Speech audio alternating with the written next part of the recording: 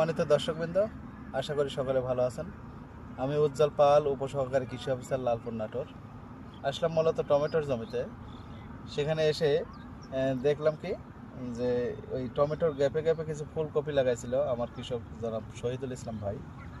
তো ফুলকপির বাজার মূল্য কম থাকার কারণে বা তার বাড়িতে খাওয়ার পরেও কিছু এক্সট্রা হয়ে গেছে, যার কারণে সে টমেটো এই ফুলকপির বীজ মানে ফুল ফুটে গেছে।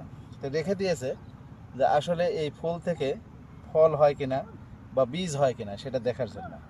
আর বীজ যদি হয়, সেটা আগামী বছর সেই বীজ রোপণ করলে সেখান থেকে ফুলকপির জার্মিনেশন হবে কিনা, গাছ হবে কিনা, বা ফুলকপি ধরবে কিনা, ফুলকপি হবে কিনা, সেই জিনিসটা পরীক্ষা নিরীক্ষা করার জন্য কিন্তু উনি রেখে দিয়েছে। দেখুন, কৃষকও কিন্তু বিভিন্ন ধরনের এক্সপেরিমেন্ট মানে গবেষণা যেটা সেটা কিন্তু চালিয়ে যাচ্ছে। যদি সফল হয় অবশ্যই ওয়েলকাম।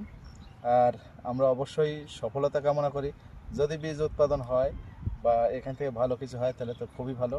দর্শক, এই বিষয়ে আমারও অত অভিজ্ঞতা নাই বা আমার জানা নাই বিষয়টা। আপনাদের যদি কারো বিষয়টা জানা থাকে যে এই ফুল থেকে যে বীজ, সেই বীজ থেকে ফুলকপি হবে কিনা আগামী বছর, অবশ্যই কমেন্টস বক্সে বলবেন। আর নজর রাখবেন কৃষিকথা 24-এ। দেখা হবে আগামীতে নতুন কৃষিকথা নিয়ে। সে পর্যন্ত সকলে ভালো থাকবেন। ধন্যবাদ সবাই।